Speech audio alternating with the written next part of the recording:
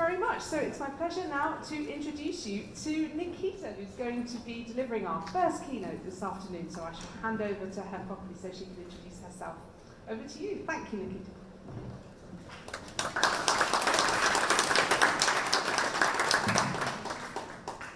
Hey everyone, can you hear me okay?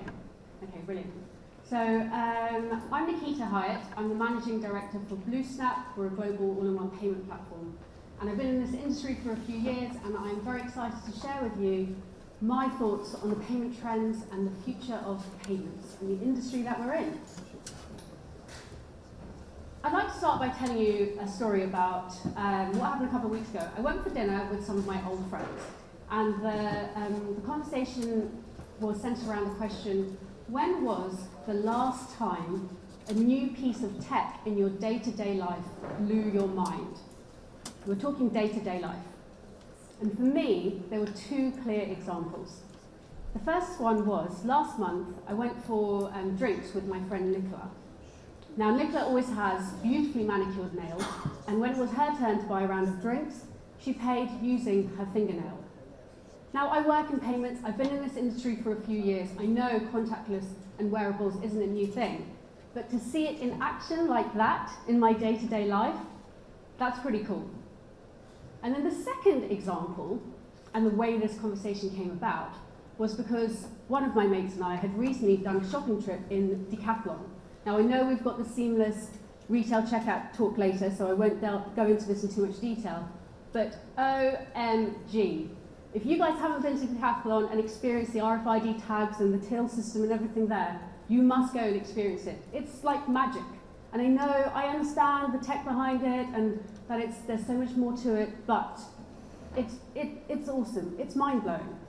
And for my friends, the things that they were talking about were smartphones and smartwatches, and the fact that you can use your watch to check your health, and the common thread in what we were saying is that you can use it for payments. But what's next? What's the next trend in payments? What direction is this going in? And what is the future? And whilst what's next may not be as sexy as Nicola's nails, may not be as magic-like as the Decathlon tills, that's not to say it also may be as magic-like, it's equally important, applicable, and industry game-changing. So businesses and their payments have been evolving over the last couple of years in reaction to the pandemic, which has changed the way that we work, live, and pay. We all know that the pandemic has accelerated digital transformation, and whereas in the past, payments was viewed as an operational cost, a requirement of doing business, that has now changed. Because businesses are seeing payments for the strategic power that they have, and in particular, payments now have the ability to help businesses drive growth, elevate customer experience, and get the best ROI. I'd like to start by setting the scene on the three types of customers that I think of when I'm thinking of the payment sphere. All three of them I think are equally important, and they are the ones that I was thinking about when I was thinking about the payment trends and what the future looks like. The first type of customer impacted by payments is the obvious one, the shopper, the end user. These guys are looking for a frictionless checkout experience. They want to pay in their local currency, local language, preferred payment method. The second type of customer in the payment sphere is the merchant. As a payment provider, I think, how can I elevate my customer's experience, my customer being the merchant, knowing that they're thinking about how can they elevate their customer, the shopper's experience. What I'm seeing more and more, the things that are priorities are ease of integration, reducing technical debt, high authorization rates. More and more businesses I'm speaking to, they want to easily offer payments to their customers globally and have the highest number of customers that want to pay, able to pay. The third type of customer is the ISV. This is a software platform looking to embed payments into their software suite. These are the guys that maybe previously thought of payments as a connection, but now it's strategic. Payments is used they want to monetize on it, get more stickiness with their customers, or both, and ultimately get an ROI. Now, going back to the three pillars I talked about earlier, I want to discuss how payments is being used to drive growth and the trends that we are seeing around this. the biggest thing for me over here is businesses seizing the global economy. More and more businesses are selling cross-border, selling abroad, going further afield, and also looking at how they can use payments to do this effectively. In 2027, I read that $250 trillion will be spent in cross-border payments. So this global expansion and the opportunity that it brings is something that can't be ignored by businesses of all sizes. For European businesses, the US is often viewed as a goldmine. When it comes to payments, one currency, one language, a very digitally savvy audience there, using their mobile phones to pay for things. But expansion to the US when it comes to payments can be a nightmare because you can get shocking conversions if it's not done correctly. US banks hate non-US acquiring. US shoppers hate 3D Secure, for example. And when you're looking at expanding across Europe, the local payment methods, Ideal, SoFort, those are a must. They should be business as usual when you're selling, say, to Dutch shoppers, you should have Ideal. But many businesses don't. That is going to change. Because as businesses grow and they go global, they're going to place a bigger focus than ever on the 3 locals. Local acquiring, local currency, and local payment methods. And local payment methods, alternative payment methods, what I find businesses are going to do, they're going to listen to their customers and understand their requirements. For me, I think Apple Pay, Google Pay, the e-wallets should be standard. It's understanding your audience though. Buy now, pay later, crypto, open banking. These are all payment methods that we're going to see huge growth opportunities in. And ultimately, businesses need to listen to their customers to understand what's right for them, because it's not one size fits all. The next pillar I want to discuss is how payments is being used and will be used to elevate the customer experience. So I've discussed the 3 locals, frictionless checkout, my magical decathlon experience, and the big trend that enables all of this is the fact that we're moving towards a cashless society.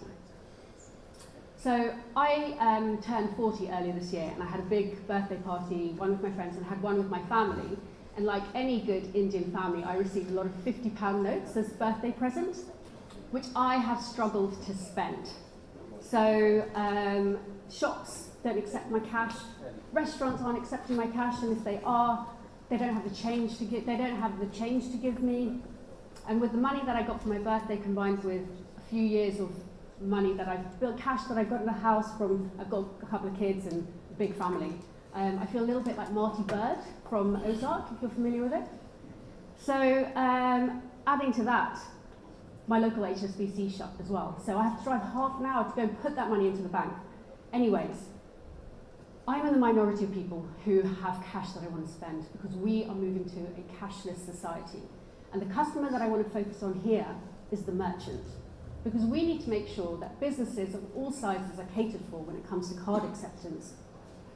And look at the next trend when it comes to contactless card acceptance. And for me, the big trend here is in soft POS.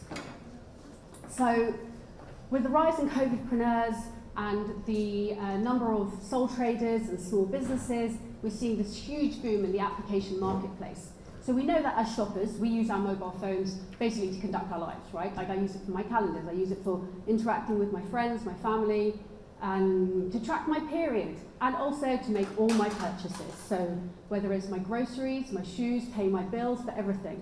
The same thing is happening with businesses as well. More and more businesses are conducting their business through their mobile device.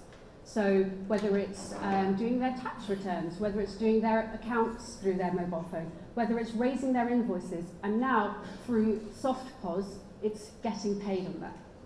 An example is in the transport sector, taxis. A taxi driver uses their mobile device to get bookings. They also use that same device to communicate with their customer, to communicate with their HQ, also used as a sat-nav to find out where they're going. And that same device is being used, the same software on that device is being used to accept payments. And I'm not talking about connecting it to like a standalone piece of hardware. That's old tech. I'm talking about soft POS, an application that you download that turns that device into a payment terminal. And I think as businesses are looking to have more functions on fewer devices, This is a big trend I see taking off. Now the last pillar I want to discuss is businesses optimizing payments for the best ROI. Now, in this section, I want to go into embedded payments and software platforms that are embedding payments into their software suite. This is a sector that's exploding, and I know that software platforms embedding payments might not necessarily be a new thing, but it's changed from being a connection to being something strategic. Before, we'd use apps to order our takeaway. Those apps were then used to order and track our takeaway. Those apps are now used to order, track, and pay for our takeaway. Schools use software to manage their timetables and maybe to manage events. That same software is now being used to raise money for fundraising, to sell tickets to these events, for parents to buy uniforms and pay their school fees. Plumbers use booking platforms to get their bookings and to raise their invoices. Those same platforms are being used to get paid. JP Morgan said that software businesses that embed payments into their platform will see a 2 to 5 time increase in revenue per customer. Some of these platforms are PayFacs in their own right. Some of them are down the road to becoming one. Others have partnered with a payment platform such as BlueSnap in order to enable payments on their platform. But either way, embedded payments or payments for platforms, as it's also known, is a huge growth opportunity and a big trend I see exploding. Now, I would like to end by telling you a little bit about my journey into the world of payments. So in my former life, and I was telling someone about this earlier, in my former life, I used to be a journalist, and I was actually the showbiz editor for a national newspaper. And I would spend my life traveling the world, interviewing celebrities, and writing about the next big trend.